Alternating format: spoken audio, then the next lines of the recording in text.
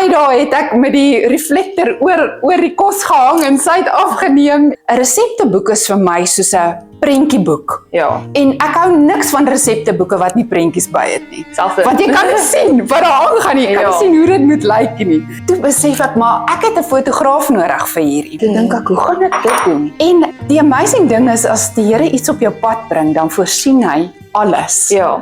Om daai ding te volbring.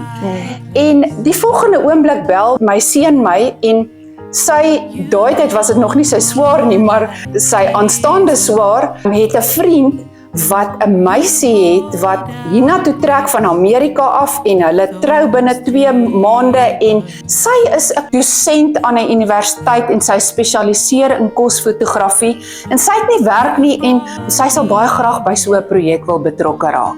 Haar naam is Kirsten Boggs Piper en sy het met 'n Suid-Afrikaanse seun getrou. Sure. En in daai 6 maande wat sy hier gebly het sy betrokke geraak by die boek en ek en sy het kos gemaak en foto's Sure. geneem. En my huis was omskep in hierdie ateljee met props en borde en bakkies en Sure. plakmaatjies en servette en party dae het ek met die reflektor oor die kos gehang en sy het afgeneem en dit was 'n amazing journey.